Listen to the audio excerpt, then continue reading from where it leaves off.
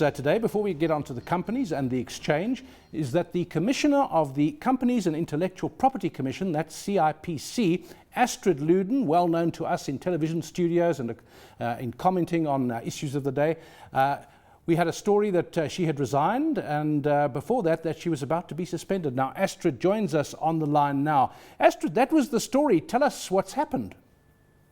Good evening. Well, David, about a week ago, it's actually exactly a week ago, I received a letter from the Minister of Trade and Industry indicating his intention to suspend me and giving me 5 days to respond. And so, I prepared a comprehensive response and submitted that to him this morning. But as I thought about it over the weekend and had various discussions with my family, I decided that, quite frankly, this wasn't worth pursuing. With a suspension, I could be sitting at home for, up to a year, probably waiting for charges to be made against me. And in the end, because I obviously believe that I haven't done anything wrong, we might settle. But, I would spend a year doing nothing or very little, and I prefer to be productive and move on with my life. There's also a stigma around suspension. It often happens when someone really has done something wrong, corruption, wrongdoing in corporate governance terms. So whether you're innocent or not, this is not the sort of thing you want against your name. Absolutely not. But, I think the DTI has already commented on it. Let me just say, the thing about suspension is, firstly, there needs to be evidence of misconduct. And secondly, there needs to be some evidence that you're going to interfere with an investigation. Now, in our case, the investigation is complete, and the investigation doesn't reveal any misconduct or corruption. So that report, I'm sure, will be in the public domain soon, I think, it'll speak for itself. Yeah.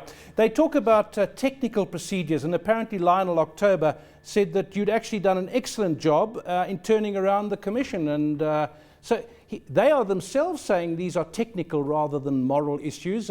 Could this not have been sorted out perhaps in a discussion where you might have overlooked filling in a form? Is it that kind of level?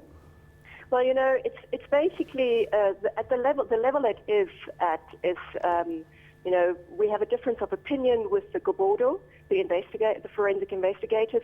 They believe that we should have had a tax clearance certificate, a valid tax clearance certificate at the time of the award. We say that we've received advice from the Treasury to the contrary.